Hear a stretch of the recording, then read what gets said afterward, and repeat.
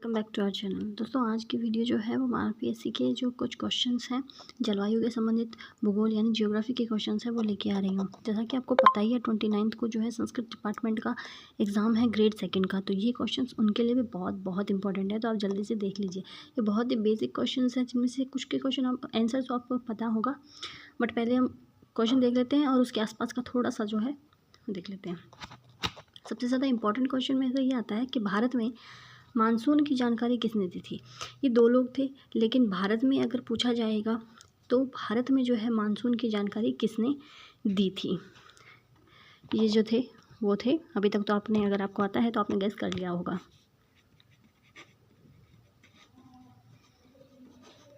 ये थे सिद्दी अली।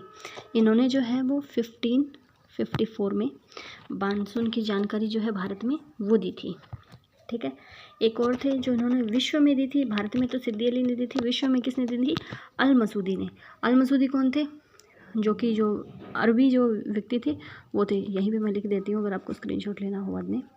विश्व में जानकारी किसने दी थी? अल मसूदी ने। ये कौन थे?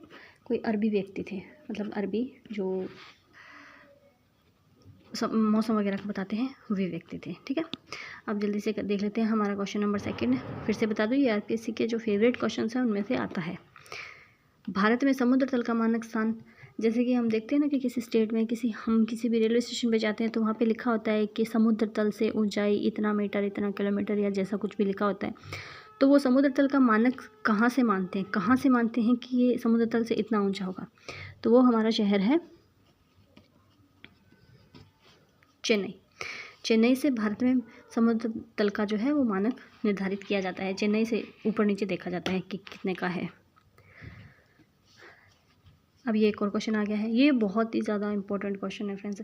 एक दो क्वेश्चन जो मैं बता रही हूँ ना, एक तो ये 3 नंबर 4 नंबर और एक लास्ट में क्वेश्चन आने वाला है आपको। ये ज़्यादा लंबी वीडियो नहीं होगी, बहुत छोटी सी वीडियो होने वाली है। ठीक है, तो इसमें यह है भारत में मानसून का प्रथम आगमन कहाँ से होता है? कहाँ होता है? मैक्सिमम लोग जो हैं वो ये बोलेंगे कि भाई तमिलनाडु से होता है। काफ़ी सारे लोगों को ये पता है क्योंकि होता भी है कई जगहों पे, लेकिन भारत में प्रथम बार जो मानसून है वो कहाँ आता है?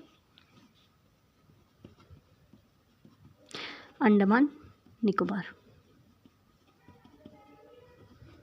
द्वीप समूह। अंडमान निकोबार द्वीप समूह में आता है ये। कई लोग मैक्सिमम जो है वो क्या बोलते हैं उसको, मालाबार तट और इन सब की बात करते हैं। वो मालाबार में नहीं आता, अंडमान निकोबार में आता है। ये कब आ जाता है?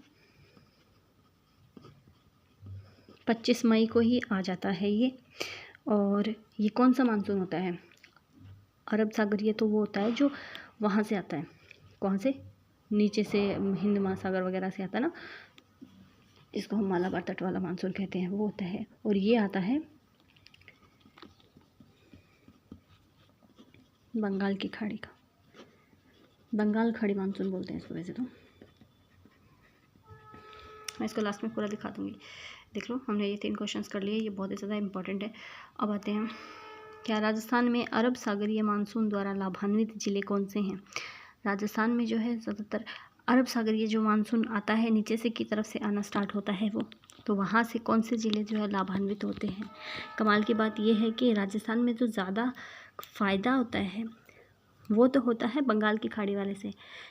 क्यों? क्योंकि अरब सागरीय मानसून जब आता है ना तो वो एकदम से अरावली के समानांतर चला जाता है, तो बहुत कम हिस्सा है जो इस मानसून से लाभान्वित होता है। तो उसके लिए हम याद ही रख लेंगे, बहुत ही ईजी सा है, लेकिन ये मिसमैच पूछ लेता है। मैं आपको पहले बता देती हूँ कौन कौन से हैं, क्रम भी याद रखें।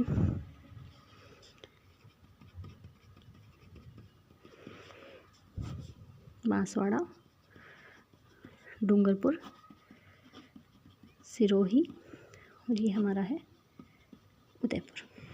ठीक है, इसका क्रम भी ऐसे याद रखना है, बांसवाड़ा, डूंगरपुर, सिरोही और उदयपुर।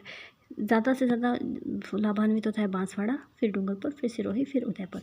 इस मैच वाले क्वेश्चंस कैसे आते हैं कि क्वेश्चन दे देगा कि राजस्थान में अरब सागरीय मानसून द्वारा लाभान्वित जिले हैं, ऑप्शन दे देगा डूंगरपुर, बांसवाड़ा, उदयपुर और करौली। तो इसमें करौली नहीं होगा, ठीक है। ये याद रखिएगा, जहाँ पर भी 3 या 4 कुछ दिया हो ना, जैसे कि ये 4 है टोटल ऑप्शन, तो उनमें हमेशा वो मिसमैच पूछता है कि ये कौन सा नहीं है इनमें से या निम्न में से कौन सा है। तो ये जो 3 और 4 देते हैं ना, उनको ध्यान रखिए। ये 5-10 मिनट की वीडियो है, इतने में आपके काफ़ी सारे क्वेश्चन जो हैं इसके साथ साथ ही कवर हो जाएंगे।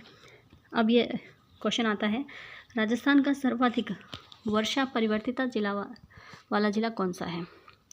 अब वर्षा परिवर्तिता, ठीक है, सर्वाधिक वर्षा परिवर्तिता वाला जिला पूछा है, वो भी किसका, राजस्थान का। सबको पता है वैसे तो, बहुत ऑब्वियस है, जैसलमेर, ठीक है। सबसे ज़्यादा आती है जो कि राजस्थान का है, ये मैं बाद में बताऊँ क्यों लिख रहा हूँ। और सबसे कम राजस्थान का जिला है। और अगर राज्य पूछे कि कौन सा राज्य है सबसे कम सर्वाधिक वर्षा परिवर्तिता वाला, तो वो है राजस्थान, ऑब्वियसली। और अगर राजस्थान, अगर ये पूछे जिला कौन सा सबसे कम परिवर्तिता वाला, कम परिवर्तिता वाला जिला कौन सा हो जाएगा, झालावाड़। और अगर राज्य पूछे तो केरल, ठीक है। अब वर्षा जिसकी जितनी ज़्यादा जहाँ वर्षा होगी ना, उतनी ही कम परिवर्तिता होगी, ठीक है, वर्षा परिवर्तिता, ठीक है। ये याद रख लीजिएगा कि ये रिवर्स प्रोपोर्शनल है, मतलब व्युत्क्रमानुपाती है, जितनी अधिक वर्षा उतनी कम वर्षा परिवर्तिता। तो ये याद रख लीजिएगा, राजस्थान तो याद ही रहेगा। और कम परिवर्तिता वाला झालावाड़ है, बस ये याद रखिएगा, कहीं ज़्यादा के चक्कर में आप ज़्यादा वर्षा वाला ना कर दें। जहाँ पे कम परिवर्तिता होगी वो ज़्यादा वर्षा वाला जगह होगा, जहाँ ज़्यादा परिवर्तिता होगी वो कम वर्षा वाला होगा, ठीक है।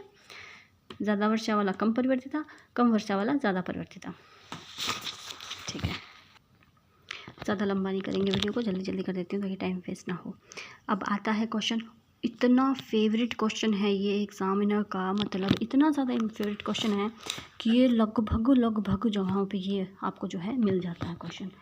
ये है 6th नंबर, मावट क्या है। और राजस्थान के हो तो मावट और बबूलिया, ये दोनों ही क्वेश्चन इतने ज़्यादा मिलते हैं कि मैं बता ही नहीं सकती, ठीक है। तो मावट का तो है, आपको सारा कुछ याद करना है, मैं सारा कुछ इसी में बता दे रही हूँ, 2 मिनट का टाइम लगेगा, फटाफट बता देती हूँ। मावट क्या है ये तो हमें पता है, शीत ऋतु में होने वाली थोड़ी सी वर्षा, जो कि हम जो चने वगैरह होते हैं, है ना, उनके लिए अच्छी मानी जाती है ये, ठीक है। इसके बाद में चने वगैरह जो है वो बोए जाते हैं। और अब क्या करेंगे, मावट के बारे में क्या, पहले तो लिख देते हैं शीतकालीन वर्षा, शीतकाल की वर्षा। ये मेनली तो ये देता था, पहले ये देता था, लेकिन अब नहीं देता। अब क्या देता है, शीत ऋतु की वर्षा, पश्चिमी विक्षोभों द्वारा उत्पन्न वर्षा, पश्चिमी विक्षोभों द्वारा उत्पन्न वर्षा। मैं राइटिंग के लिए आई एम सो सॉरी, क्योंकि क्या है कि मैं एक साथ कैमरा में देख रही हूँ, एक साथ लिख रही हूँ, तो थोड़ा सा हो नहीं रहा है, स्टैंड नहीं है मेरे पास अभी फ़िलहाल, टूट गया, इसलिए थोड़ा राइटिंग का हो रहा है। बाकी मैं बोल रही हूँ, इतना ख़राब भी नहीं लिखा। पश्चिमी विक्षोभों द्वारा उत्पन्न जो है वो वर्षा है। एक और है, भूमध्य सागरीय चक्रवातों के परिणाम, भूमध्य सागरीय चक्रवातों का परिणाम। इसकी तो एक छोटी सी मैं सेपरेट शॉर्ट डालने वाली हूँ, आप वो भी देखना, ठीक है, क्योंकि बहुत इम्पोर्टेंट है, बहुत, मैं लिख ही देती हूँ, ये मोस्ट इम्पोर्टेंट, ठीक है। मावट वाला 2 चीज़ें याद रखें, पश्चिमी विक्षोभों का और भूमध्य सागर की चक्रवातों का परिणाम है, ये ध्यान रखिएगा। ये पवनों का परिणाम बोल देता है काफ़ी बार, पवनों का नहीं है, ये चक्रवातों से होती है, ठीक है। मावट का सूचक क्या है, रात्रि में तापमान का बढ़ना,